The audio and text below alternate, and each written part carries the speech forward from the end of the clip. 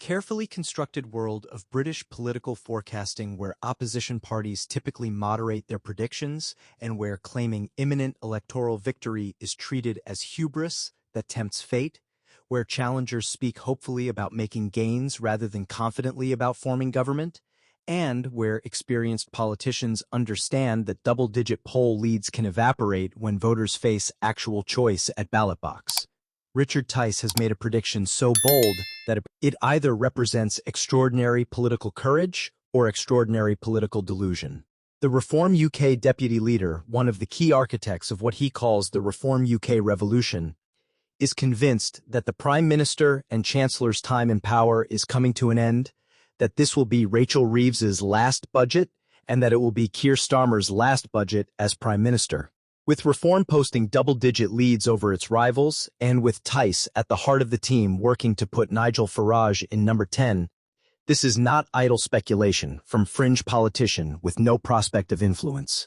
This is declaration of intent from senior figure in party that has fundamentally reshaped British politics and that now stands on the threshold of potentially achieving what would have seemed impossible just years ago, transforming from insurgent movement into governing party. Welcome to UK Bulletin Report, where we expose the truth about how Tice wants to weep when he sees what Labour has done to the economy and how his conviction that Reform can win the next general election whilst acknowledging it will not be easy reveals party that is working all hours that God gives to construct policies that would cut vast amounts of wasteful spending, scrap net stupid zero, and scrap a whole load of daft, unproductive regulations. Subscribe now for daily analysis that refuses to accept that Reform remains fringe force when their polling shows double-digit leads and when Labour's catastrophic economic performance creates perfect conditions for party offering fundamental alternative to consensus that has failed Britain comprehensively. The prediction that this will be Reeves's last budget and Starmer's last budget as Prime Minister requires examination because it represents either wishful thinking or serious assessment of political trajectory that most commentators refuse to acknowledge. Tice is convinced of this prediction, which means he believes that Labour's time in government will be short regardless of their substantial parliamentary majority, that the next election will produce Reform victory or at least produce political earthquake that removes Starmer and Reeves from their current positions. This conviction is based not merely on current polling, though Reform's double-digit lead over rivals provides empirical foundation, but on assessment of economic trajectory that Tice believes will make Labour's position untenable within months. The warning that if Reeves launches new tax raid in the November 26th budget, more people will lose their jobs and growth will go down, frames the coming fiscal event as potential catalyst for economic crisis that accelerates Labour's demise. Tice is not merely predicting that the budget will be politically unpopular, though that seems likely given public mood. He is predicting that it will have concrete negative economic consequences that make Labour's already catastrophic economic performance even worse. Tax raids that reduce business investment, that encourage capital flight, that destroy jobs, these do not merely create political problems, they create economic disasters that governments cannot survive regardless of parliamentary majorities or remaining time until elections must be called. The characterization of Labour's economic record that makes Tice want to weep when he sees what they have done reveals emotional response to policy failures that goes beyond normal partisan criticism. This is not politician attacking opponents through routine talking points. This is someone who has worked for decades in the property business, who started out digging foundations in the snow with Irish laborers and ended up as chief executive of an international real estate company, who understands how real economy functions and who sees government policies destroying the conditions necessary for business success and job creation. When someone with that background says current policies make them want to weep, it suggests damage so profound that it transcends political point scoring and becomes genuine lament for what is being destroyed. The prediction that in 6 to 12 months people up and down the land will be talking about unemployment adds specific timeline to Tice's economic pessimism. This is not vague forecast of eventual problems. This is prediction that within year, unemployment will have become central political issue dominating public discourse. The warning that all of the data is heading the wrong direction, that investment, jobs, vacancies, and confidence are all declining, that everywhere you look there is doom and gloom, that the only thing propping up the economy is the sugar rush of often wasteful public sector spending, paints picture of economy in early stages of serious downturn that government policy is accelerating rather than preventing.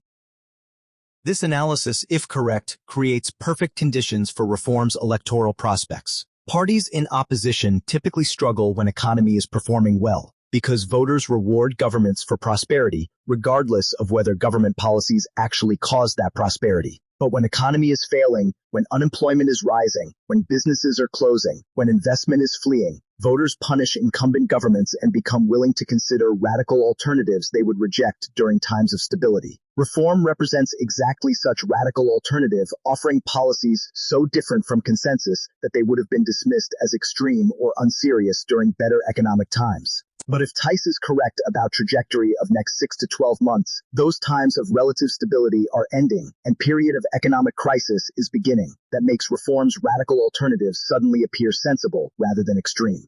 The framework that Tice establishes for assessing reform's prospects, asking, can we win the next general election, and answering yes whilst acknowledging, is it easy, and answering no, demonstrates political realism that distinguishes serious party from protest movement. He is not claiming that victory is inevitable or that reform merely needs to maintain current trajectory. He is acknowledging that transforming poll leads into electoral victory requires enormous work, that British electoral system creates structural barriers to insurgent parties, that established parties will fight desperately to prevent reform breakthrough, and that nothing can be taken for granted. But he is also asserting that victory is possible, that the path exists even if it is difficult, that reform can actually win rather than merely influence from sidelines.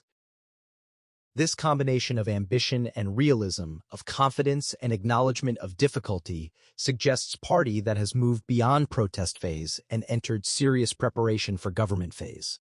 The statement that reform team is working all hours that God gives in pursuit of victory reveals level of commitment and organization that goes beyond what would be necessary for party content, to remain pressure group, or to win handful of seats.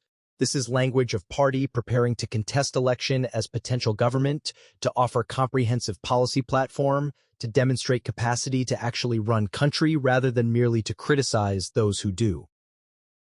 The identification of top 3 priorities for Reform Chancellor, to cut vast amounts of wasteful spending, to scrap net stupid zero, and to scrap a whole load of daft, unproductive regulations, provides clear indication of what reform government would actually do if elected. These are not vague aspirations or careful hedges. These are specific commitments that would fundamentally reshape British economic policy. Each deserves examination because each represents explicit rejection of current consensus. Cutting vast amounts of wasteful spending is promise that every opposition makes but that few governments actually deliver, because what constitutes wasteful spending is politically contested, and because cuts always create opposition from those whose programs are eliminated. But reform's willingness to promise vast cuts rather than merely efficiency savings or marginal reductions suggests they are serious about fundamentally reducing size of state rather than merely managing it more carefully. This is radical commitment that distinguishes reform from conservative opposition that typically promises to spend almost as much as labor whilst claiming to manage money better. Scrapping net stupid zero with the deliberate characterization as stupid rather than merely as misguided or overambitious reveals reform's complete rejection of climate policy framework that dominates British politics. This is not promised to achieve net zero more efficiently or to delay timelines slightly. This is promised to abandon entire framework, to explicitly reject premise that emission reduction targets should drive economic policy, to prioritize energy abundance and affordability over environmental symbolism. The use of stupid rather than more diplomatic language reveals contempt for current policies that goes beyond normal political disagreement and suggests that policies that reform would implement would be fundamentally different rather than merely adjusted. Scrapping a whole load of daft, unproductive regulations completes the trio of commitments with promise of dramatic deregulation. Again, every business-friendly party promises regulatory reform. But whole load of daft, unproductive regulations suggests comprehensive assault on regulatory state rather than careful review and modest streamlining. This is promise of bonfire of regulations, of fundamental shift toward market freedom and away from government control, of transforming business environment rather than merely improving it marginally. These 3 priorities taken together represent vision of British economy radically different from what either Labour or Conservatives offer: dramatically smaller state through spending cuts, energy policy driven by abundance rather than by net zero, regulatory environment transformed through comprehensive deregulation. This is not center-right policy incrementally different from center-left alternatives. This is fundamental transformation based on explicit rejection of consensus that both major parties accept. Whether this vision is economically sound or politically achievable is a separate question from whether it is clear, and it is absolutely clear, which gives voters genuine choice rather than competing versions of managed decline. The focus on getting work-shy back into jobs reveals another dimension of reform's economic vision that distinguishes it from mainstream alternatives. The insistence that everybody has to understand there is no such thing as free lunch, that everybody has got to contribute and pay their way, represents return to older conception of welfare state as safety net rather than as lifestyle choice. The characterization of work as great thing, as good for your family, and as example to children, frames employment in moral rather than merely economic terms. And the claim that best cure for mental health is to get up, get out, get on, get busy, whilst potentially controversial in age that treats mental health challenges with greater sensitivity, reveals worldview that emphasizes personal responsibility and activity over victimhood and accommodation. This emphasis on work and personal responsibility will resonate with voters who share frustration about welfare dependency and about cultural shifts that seem to validate inactivity. But it will also create vulnerabilities where reform can be characterized as uncaring or as failing to understand genuine barriers to employment. The political question is whether more voters respond positively to message of personal responsibility than respond negatively to perceived lack of compassion. In current economic climate, with voters frustrated about high taxes funding welfare spending whilst their own living standards decline, the balance may favor reform's harder line.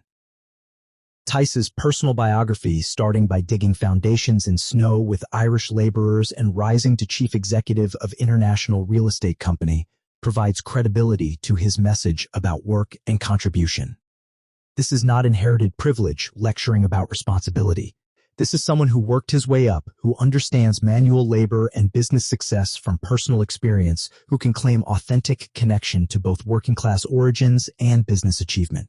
This biography makes him an effective messenger for reform's economic vision in ways that more privileged politicians cannot match. The prediction that this will be last budget for Reeves and Starmer may prove wrong. Labor has substantial majority. Years remain before election must be called. Economic forecasts are notoriously unreliable. Political trajectories can reverse. But whether prediction proves accurate matters less than what it reveals about reform's confidence, their assessment of labor's vulnerability, and their conviction that fundamental political realignment is possible. Richard Tice and Reform UK are working all hours that God gives not to win a handful of seats or to pressure major parties toward their positions but to put Nigel Farage in number 10.